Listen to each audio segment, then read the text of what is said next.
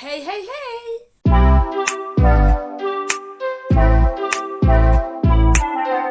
J'espère que vous allez bien, on se retrouve aujourd'hui dans une nouvelle vidéo qui sera un vlog parce que je suis en vacances depuis maintenant 2 jours. Alors oui, le vlog n'a pas commencé le samedi des vacances parce que j'avais envie de le faire commencer un lundi. Donc comme vous devez vous en douter, on est un lundi, on est présentement le lundi 17 avril.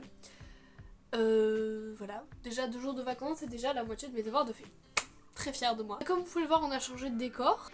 Il est légèrement mieux, mais il laisse encore à désirer parce qu'en fait j'avais pas tant de livres verts que ça. Donc ça donne cette espèce de truc un petit peu... Bon, il est pas moche non plus.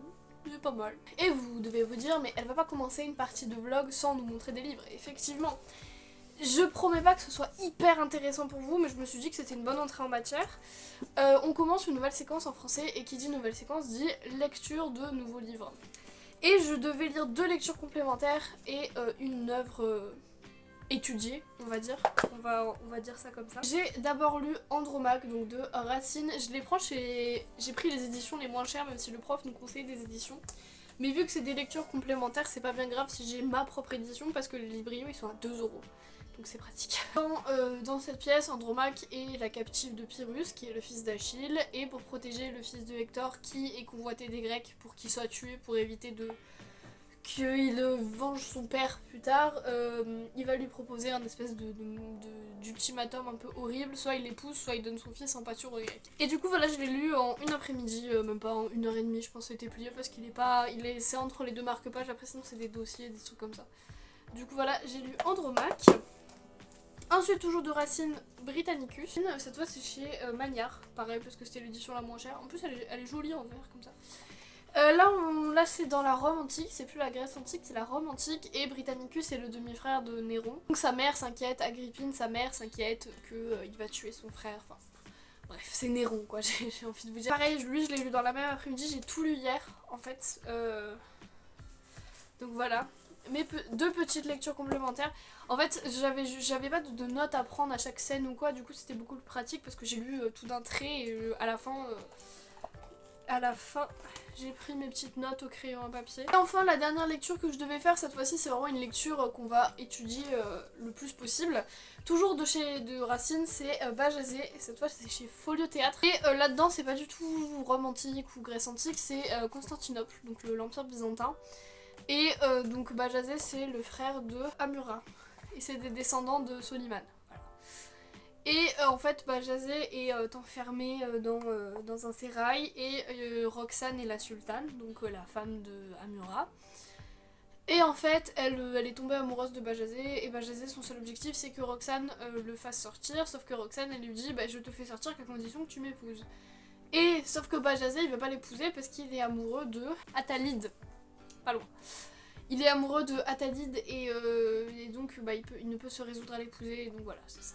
Voilà, alors Racine, c'est pas une passion, je les ai pas lus avec plaisir, c'était sympa. Écoutez, c'en est fini pour aujourd'hui, je n'ai pas du tout lu, je n'ai lu que des livres de cours, donc je propose qu'on se retrouve demain.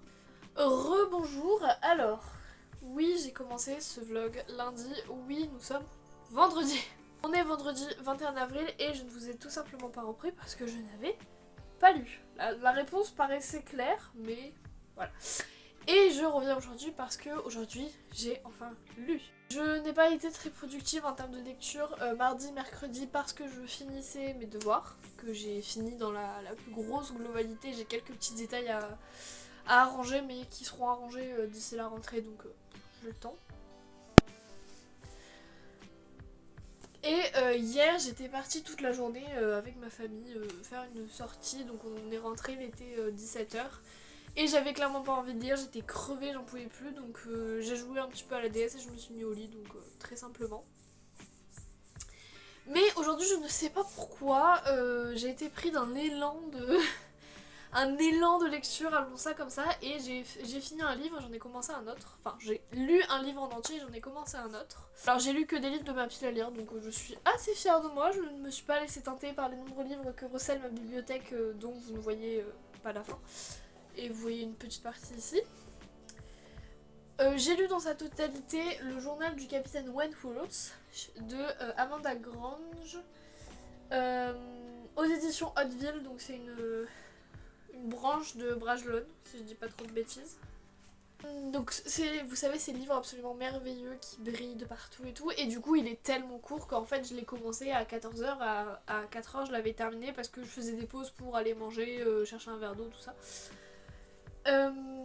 Alors bien sûr vous aurez mon avis en point de lecture très bientôt, mais il y a quelque chose... si vous n'aimez pas trop les relations très platoniques, et quand je dis platonique je parle pas forcément comment dire, de relations très intimes, je parle vraiment de juste enlacer quelqu'un, un bisou, machin. Si vous n'aimez pas les relations extrêmement platoniques, type on est amis mais on se dit qu'on s'aime, enfin on agit comme des amis mais on sait qu'on s'aime et on va se marier, lisez pas ce livre. C'est... Je suis même pas sûre qu'il se dise je t'aime à un moment donné, il le sous-entend dans des grands discours intéressants. C'était pas... Franchement j'ai pas perdu mon temps sur ce livre, j'en avais un petit peu l'impression en finissant ma lecture et puis au final je me suis dit non t'as pas perdu ton temps non plus. J'ai été interrompue, excusez-moi, je dirais pas que j'ai perdu mon temps, même si je ressens un petit peu ça parce que clairement je m'attendais à de la passion, machin. C'était long, c'était un petit peu chiant, je vais être très honnête, parce que clairement le livre se conclut sur on s'aime, on va se marier. Ils se sont pas embrassés une fois, je crois qu'ils ont juste touché 2 fois dans tout le livre. Voilà, c'était une romance historique, je vais mettre des gros guillemets à romance, c'est une histoire sentimentale. C'est un roman sentimental, je dirais pas que c'est une romance parce que clairement il se passe rien pour moi. C'est un petit peu une déception, je m'attendais à bien mieux, mais c'est pas pour autant que j'ai perdu mon temps. J'avais un petit peu cette impression, mais il y a des gens qui aiment ce type d'histoire. C'est pas mon cas, je préfère des relations un petit peu plus développées, on va dire, parce que là, clairement, à part les mots, il se passe rien, mais rien du tout. Et ça m'a gonflé. Je voyais qu'on approchait de la fin, je me disais putain, mais c'est bon quoi. Enfin voilà. Après, il était excessivement court, donc c'est pas comme si ça avait duré 500 pages. Ça a été très court et j'ai sauté certaines parties qui m'ont vraiment gonflé. C'est pas une perte de temps, mais je le conseille pas pour ceux qui, comme moi, aiment les romances. Si comme moi, vous aimez les romances enflammées, passez votre chemin parce qu'il se passe rien. Sincèrement, il se passe pas grand chose. Il y a des... En fait, le truc, c'est qu'ils se mettent ensemble, genre 10 pages avant la fin, même si on le sent depuis le début que ça va finir comme ça. Et voilà quoi. C'était compliqué, mais c'est pas non plus mauvais. Pour ceux qui aiment ce genre de romance, ça vous conviendra parfaitement. Moi, c'est pas mon cas, donc voilà, j'ai pas surkiffé quoi. Et après, j'ai eu un rendez-vous chez le médecin, et on sait que c'est un médecin qui est tout le temps en retard. Là, ça va, franchement, il avait un quart d'heure à 20 minutes de retard. Il y a des fois, on a attendu 1 heure, hein, donc sincèrement, là, c'était hyper soft. Et du coup je me suis dit, je venais de finir le Capitaine Wentworth là, et je me suis dit je vais prendre un livre, je savais même pas si j'avais envie de lire, et puis on est arrivé dans la salle d'attente, j'ai mis mes écouteurs, j'ai ouvert le livre et j'ai commencé à lire. Et j'ai très envie de le continuer, mais peut-être pas ce soir parce que je suis fatiguée, donc je pense que ce soir je vais me faire un petit jeu vidéo un peu chill. Parce que je commence vraiment à avoir les yeux qui n'en peuvent plus.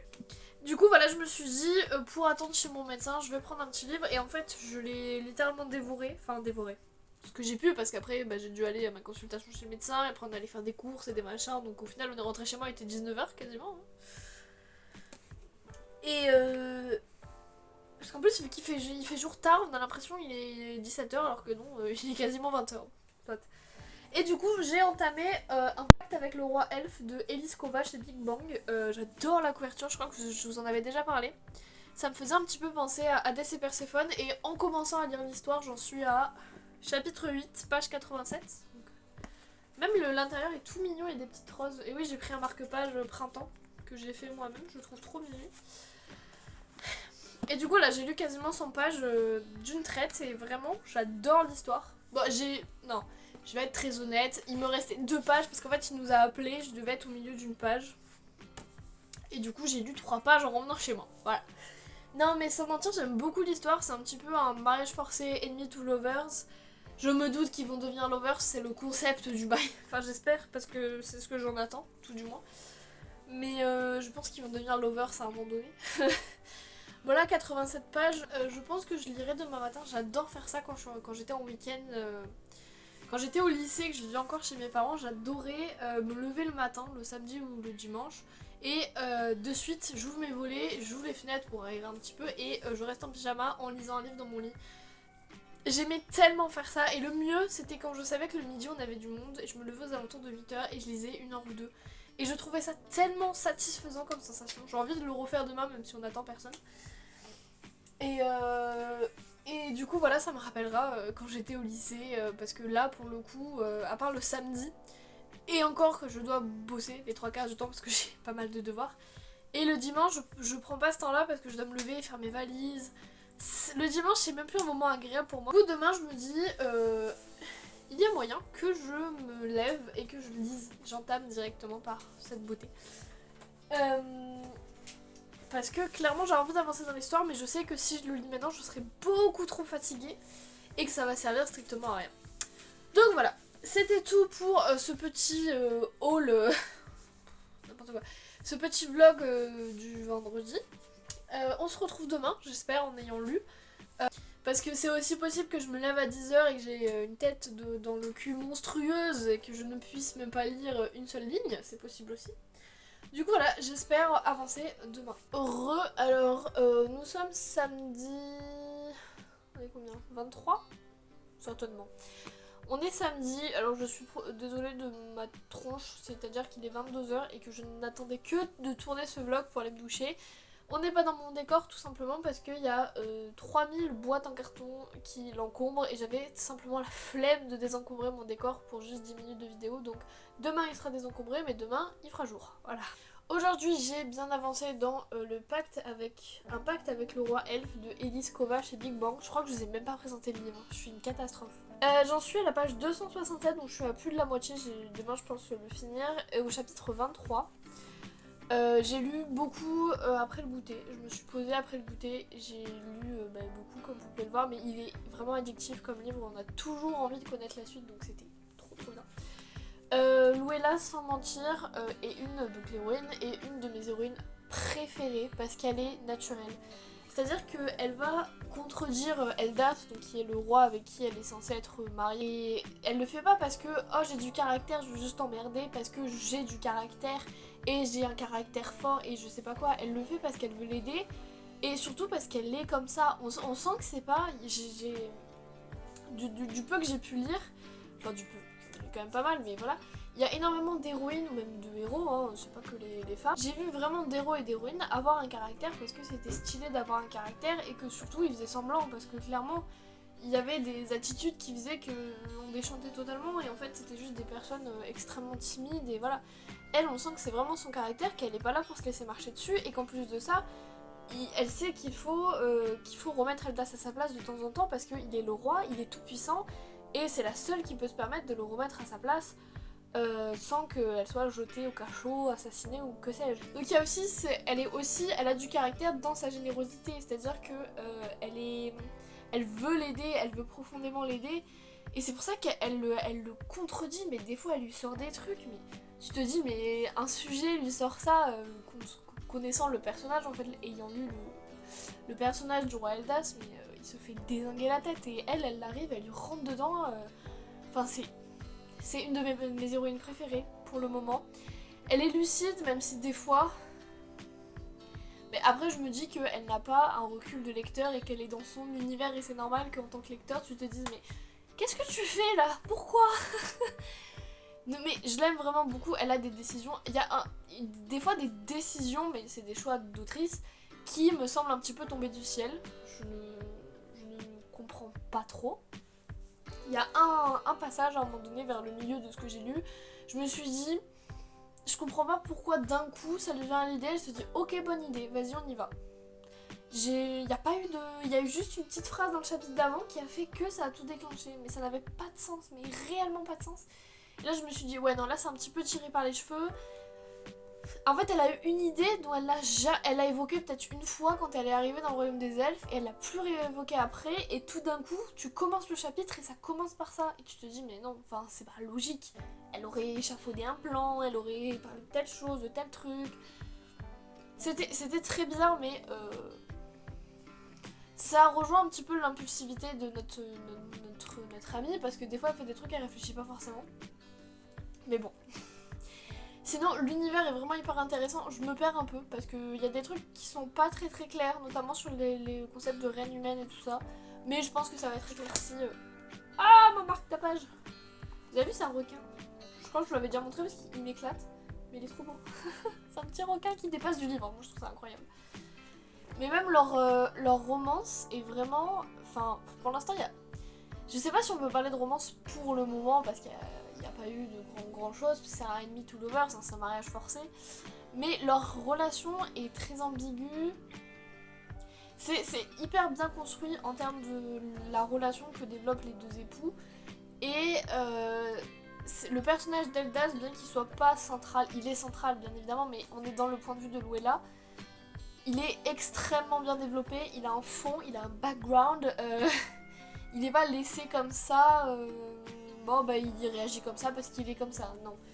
Et en plus de ça, Ella n'est pas butée au point de dire non mais en fait c'est qu'un con. C'est pour ça que je la trouve très intelligente parce que les soi-disant héroïnes dans les romances qui ont du caractère, elles n'arrivent pas à comprendre l'autre, à se mettre à la place de l'autre, elles sont excessivement égocentriques pour la plupart. Et se mettre à la place de l'autre, c'est beaucoup trop compliqué pour elles et je trouve ça extrêmement détestable. Parce que, en tant que lecteur, on sait peut-être des choses aussi que l'héroïne ne sait pas, mais quand tu vois des actions, tu te dis, mais non, mais il n'est pas juste bête, réfléchi, c'est pas juste un connard. Enfin, des fois, tu te dis, t'as du caractère, mais t'es pas très intelligente. Enfin, t'as du caractère, mais c'est même pas avoir du caractère, c'est juste être casse-pied. Au bout d'un moment, faut être honnête. Mais elle, non. Elle a du caractère, elle se laisse pas marcher dessus, c'est un fait. Et même par les autres que Eldas, les autres elfes qui la considèrent un peu comme inférieure parce qu'elle est juste humaine, elle se laisse pas faire, mais en même temps, elle comprend les gens. Elle dit, mais oui, mais il réagit comme ça, mais c'est à cause de ça. Elle dit oui, mais des fois, elle les plaint même en disant, mais j'aurais pas aimé vivre ce qu'ils ont vécu parce que maintenant, ils sont comme ça et ils sont obligés de rester comme ça pour leur apparence. C'est une cour. Et la cour, c'est très souvent autour des apparences et voilà, et de l'image et ce genre de choses. Et elle est toujours dans la compréhension et jamais dans le jugement. Et c'est pour ça que j'adore cette héroïne parce que elle est caractérielle, oui, elle est impulsive, elle se laisse pas faire, mais en même temps, elle est pas bête. Elle sait pourquoi la personne réagit comme ça et elle ne peut pas le blâmer pour X ou Y raison. Elle dit, mais oui, mais ça marche comme ça et je peux pas lui dire ne sois pas comme ça, c'est dans sa nature et c'est comme ça qu'on l'a élevé. Bon, mon téléphone m'a vraiment dit ferme-la parce qu'il m'a coupé, parce que j'ai plus d'espace, il faut que je transfère tout sur mon PC. Mais voilà, tout ça pour vous dire que j'ai vraiment beaucoup aimé cette phase de la lecture. J'ai très hâte de le finir, mais ce soir je suis beaucoup trop fatiguée. Je pense que je vais littéralement m'endormir dessus, donc je me dis que ce soir je vais rester un petit peu tranquille. Et je le reprendrai demain. Demain, à part une course que je dois aller faire avec mon père, j'ai relativement rien à faire, donc je vais pouvoir avancer. Ce matin j'ai pas pu lire en me levant d'ailleurs. Hier soir je vous avais dit que j'adorais faire ça et en fait non, c'était pas possible donc mais du coup voilà, je pense qu'il sera fini demain, tout du moins je l'espère. Et si je suis encore dans ma folie, parce qu'en soi il reste 300 pages à tout péter, non, qu'est-ce que je dis, j'ai lu 300 pages, il doit en rester 100 et quelques. Il doit rester 200 pages à tout péter et vu à la vitesse à laquelle je lis, parce que j'adore ce livre, c'est totalement possible que demain je commence un autre dans l'après-midi, donc voilà. Je verrai, mais de toute façon vous verrez ça dans le vlog et je vous dis à demain. Alors, nous sommes lundi, j'ai oublié de faire l'outro hier soir et j'avais aussi très grandement la flemme de reprendre mon trépied et tout mon bazar parce que j'ai simplement pas lu. Et étant donné qu'on est lundi, je m'excuse également que la vidéo ne soit pas sortie aujourd'hui, qu'elle ne sorte que mardi. C'est juste que mon logiciel de montage a décidé de faire la mise à jour aujourd'hui et que ça doit faire bien 5 heures qu'il y est. Donc c'est compliqué de monter quand ton logiciel de montage ne veut pas que tu montes. Donc voilà. Et bien écoutez, j'espère que cette première partie du vlog vous aura plu. On se retrouve, alors pas la semaine prochaine parce que la semaine prochaine, lundi prochain sort la pile à lire du mois de la fantaisie parce qu'on sera le 1er mai. Donc on se retrouve la semaine d'après pour la publication de la seconde partie du vlog. Je vous souhaite de passer de très bons moments, d'avoir de très bonnes lectures et je vous dis à très bientôt. Ciao!